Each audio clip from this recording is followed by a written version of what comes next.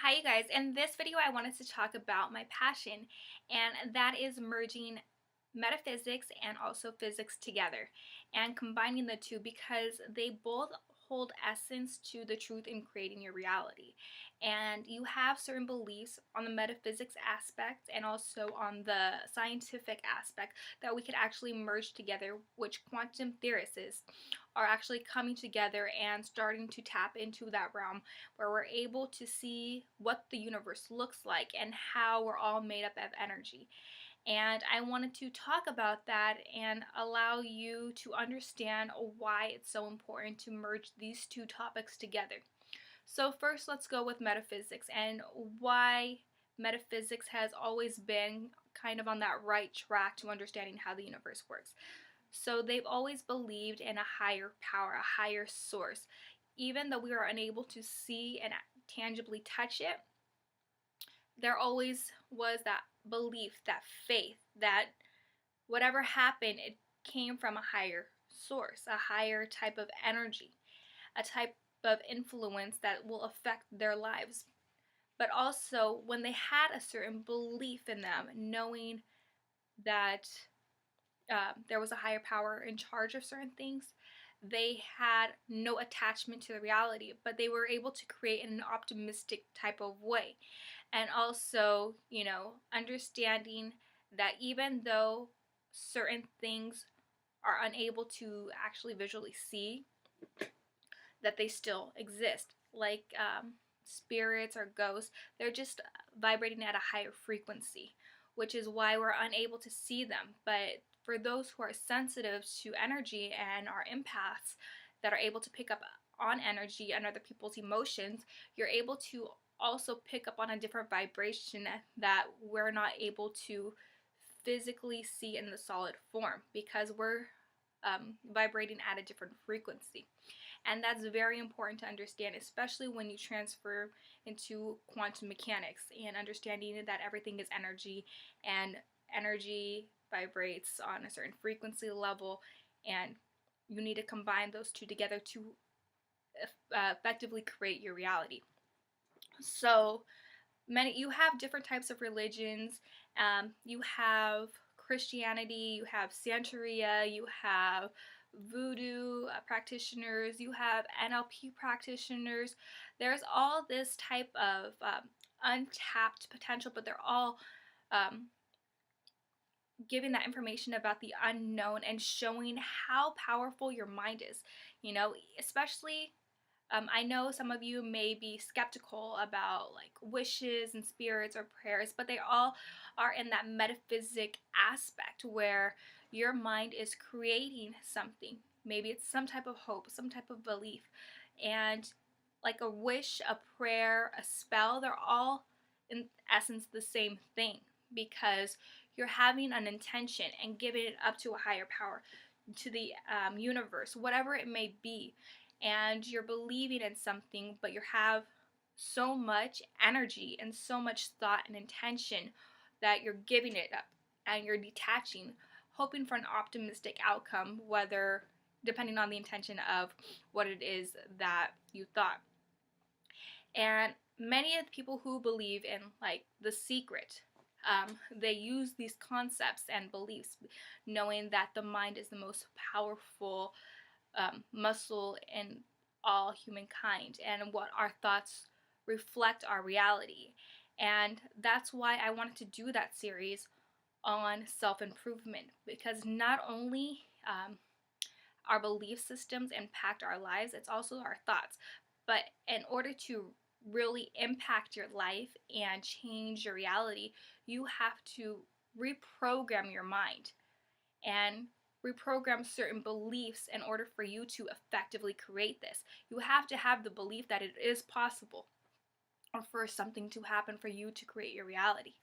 So back to metaphysics, The Secret would actually be categorized in the metaphysics realm, where you're unable to really tangibly touch the thoughts, but thoughts are energy. So metaphysics teaches you all about energy And the purest form to receive energy is actually from crystals, and that's why crystal healing is very effective, because crystals are crystallized in a group together, where they resonate such pure positive energy.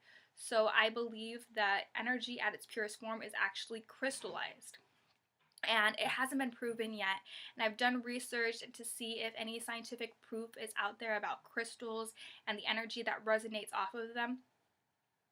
But to my belief and understanding, I believe that because at its purest form, there's so much energy, positive energy. So you have like your amethyst, you have your rose quartz, you have your obsidian. There's so many different minerals and gems that will affect a person's vibration and energy levels.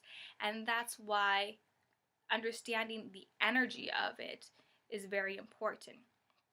Also, understanding your chakras and why having certain chakras is very important. And one of my favorites, actually, especially for understanding the universe and understanding the belief and energy, is opening your third eye chakra, which is right here in between your eyebrows, and I actually have a mole right above it, which I love. So with the third eye chakra, you want to open it and expand it. I will do a video about how to open chakras later on, but with your third eye chakra, it opens your psyche, and everybody in the whole entire world has this ability to open up their psyche, where they're able to tap into an unknown realm, where you're able to vibrate at a different frequency. So it'd be able to see energy, feel energy, understand what other people are seeing, and also expand your mind. So, because right now it's very narrow in a certain realm, and when you're open that, you're opening an untapped reality. So that's very informative, especially when learning about chakras and energy healing and all the holistic aspect of what metaphysics stands for. So let's go to science and why I want to merge both fields together. Well, over here on the right side, we have science, and not just any science. We're talking about quantum mechanics, and you have a lot of physicists that are very skeptical about merging the two, and then it's hocus pocus. They need the math behind it, the proof, the evidence to show that this works and everything like that.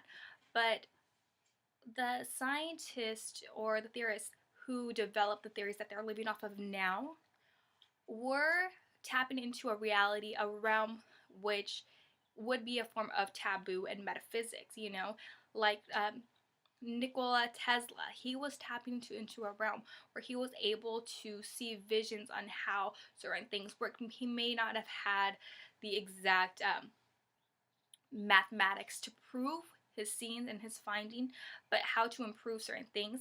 He saw it through a vision, and his psyche eye was open.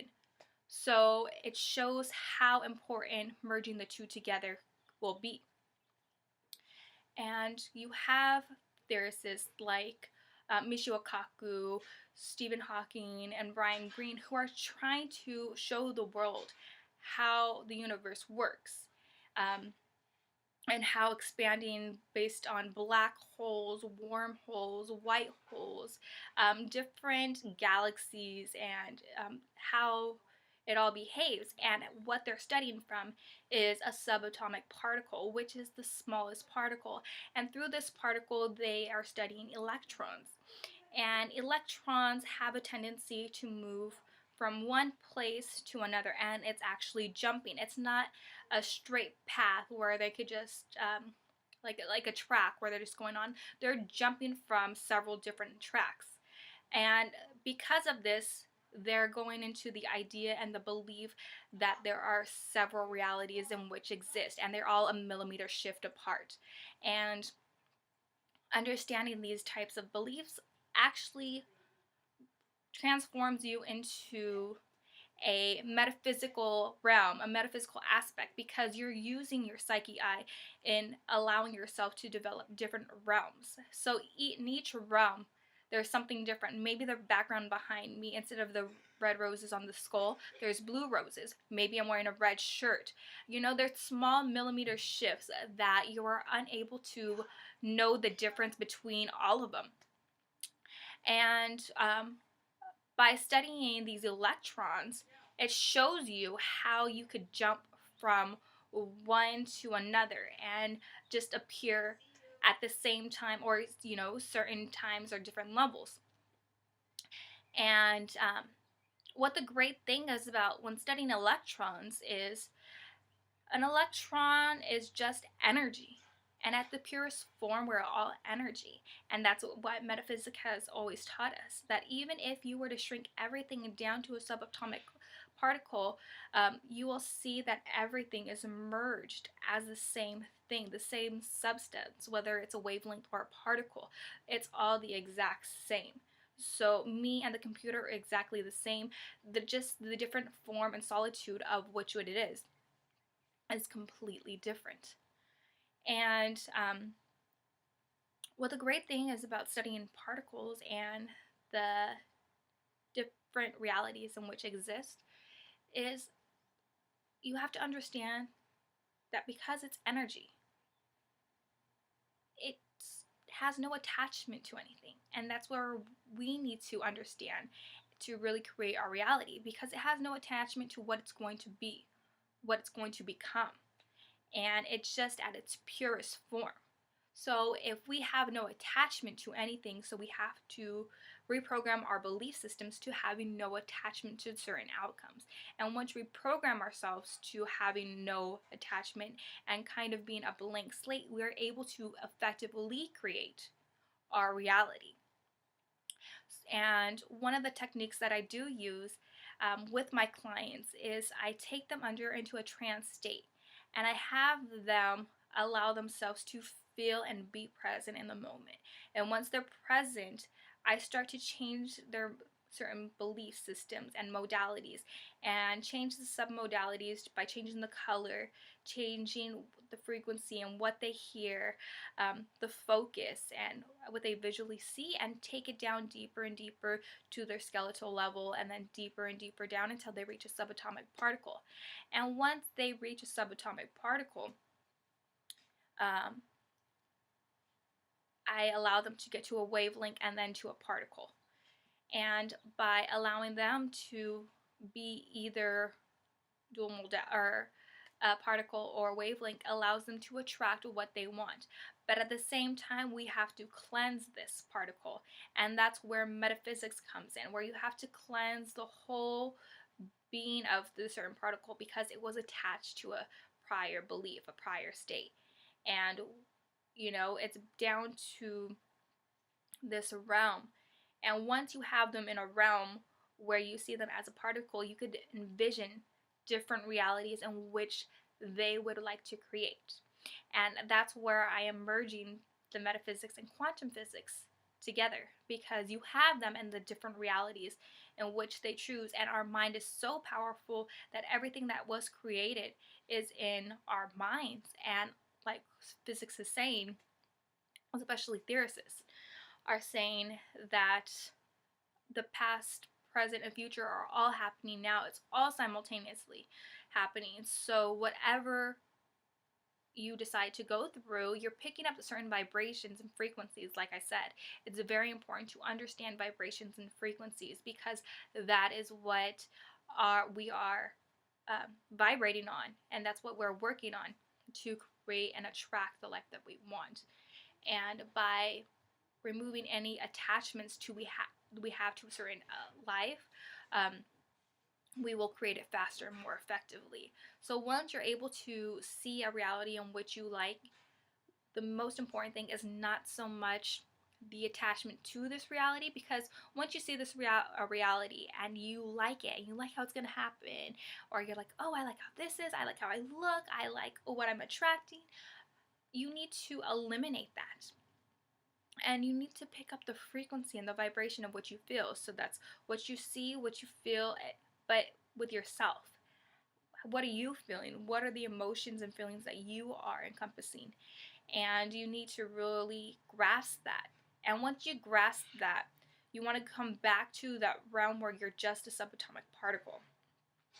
And then, and feel that emotions, really embrace it, and then get out of that trance state. And once you're out of that trance state, you want to act as if you were living that reality. So all the things that you felt, all the things that you heard, everything, all the emotions in that reality, you want to relive it in this present moment now, so that you're attracting it on the same wavelength. Because in order for you to attract that reality, you need to vibrate on that same frequency. So if your frequency is down here and that's up here, you need to make sure that this frequency goes up to match, so it's going to effectively attract that reality. And that's what the secret tells you. And many times when you allow yourself a repetitive motion, you get attached to the outcome. But the most important thing is the feelings and the emotions behind it, not so much the actual outcome and the goal that you have, but the feelings that you perceived behind it, and really resonating with those feelings so you live in it now.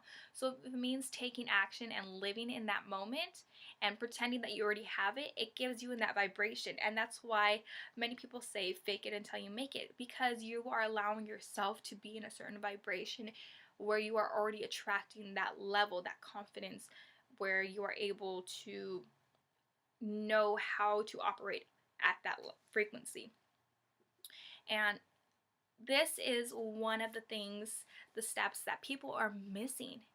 And in order for them to really understand it, you have to go through a series of diagnostics or self-diagnostic techniques, like changing your belief system, understanding your values, your beliefs, being more of who your true self is, so you're able to create a reality that resonates with you and is positive with you, not some belief that media or celebrities put out there for themselves. Maybe that doesn't resonate with you. Maybe it's that white picket fence, having that family, or maybe just you and your spouse traveling, or maybe whatever it may be. You need to make sure that all your belief systems prior to really wanting to attract everything in which you want is all at the same level, is all vibrating at the same consistency. So I'll give you an example of what I'm talking about.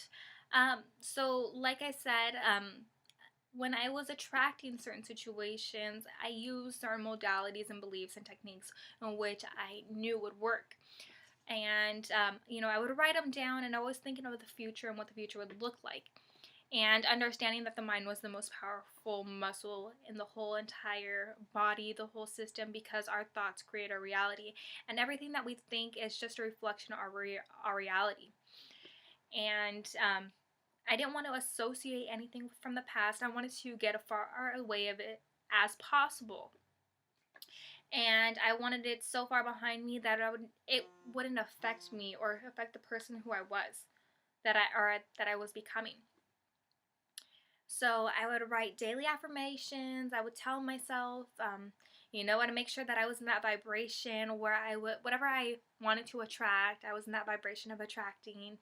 I took apart certain beliefs using NLP, using different religions, using quantum physics, and merging them all together like I was talking about here. And I held all these beliefs, so I would journal. I would also do vision boards. Vision boards are very, very helpful. They say that all the time, especially in The Secret, and how powerful the vision boards are. And they are because those are subliminal messages that are going to your brain, that are going through your thoughts. Every single day you're constantly looking at it and you're attracting that. And because they're so effective, you see yourself constantly looking at it. And the more that you're looking at it, certain things that are on there, you're not going to really grow an attachment to it, because you're like, oh, it's there, I'm just going to look at it, and you're not really going to hold any specific attachment to it. So, and it's those little steps. That's why when you achieve something big, it's the little steps each and every day, those little successes of achieving whatever it is that you want, your goal. And, you know, walking by your vision board every single day allows you to attract that and to encounter those subliminal messages. And the more you encounter, the less you have an attachment, unless there's a specific thing that you have on there. The more you look at it, the more attached you grow to it, the more that that's not going to become to it, because you have a level of expectancy that it's going to happen. And the more that you grow an attachment, the more you set yourself up for some type of hope. And sometimes with hope, if you don't receive it within a certain amount of time, you start to lose that hope and you start to gain doubt, which actually decreases your chances of actually obtaining whatever it is that was on that vision board.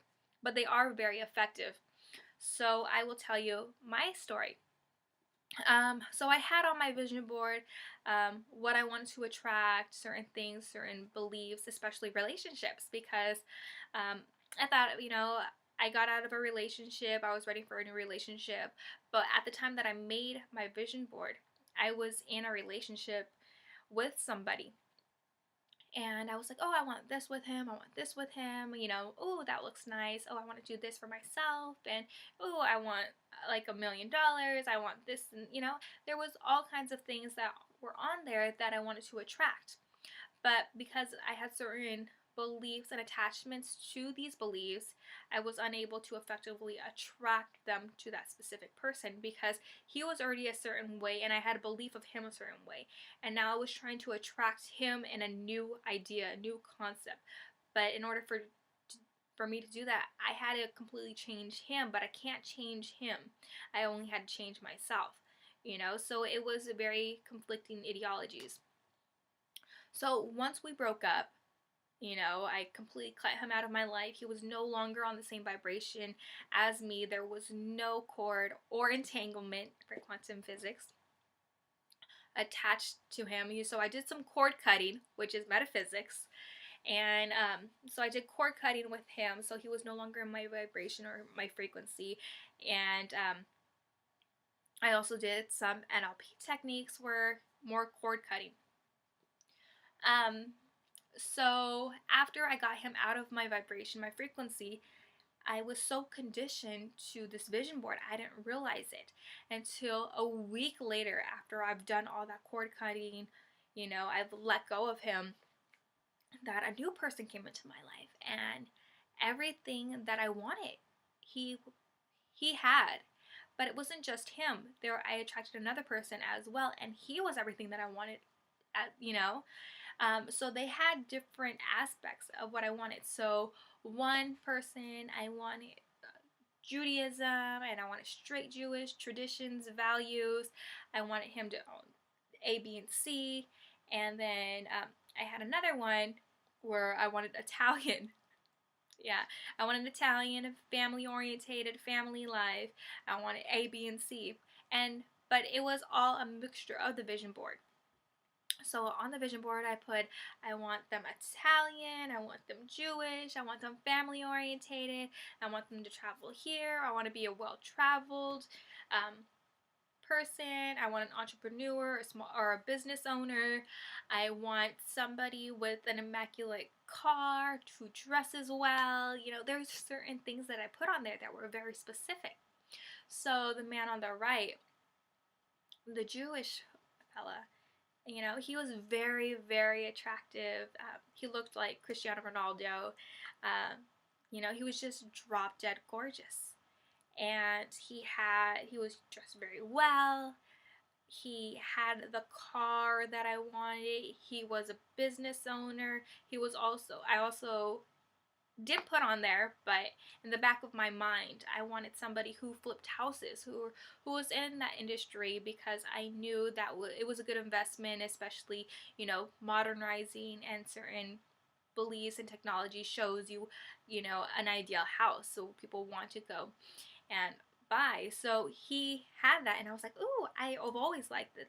And with my ex, who I made the vision board, I wanted him to actually be that person who flips houses, and a contractor or a handyman or something, so he could always create certain things. If I wanted him to create maybe a porch or something, you know, he would be able to do that. very effectively, so I wanted him to gain that trait, but this person over here already had that trait. And then the other person, he was Italian and he had his own business. He was very successful. He was an entrepreneur. He was well traveled. He spoke very articulate.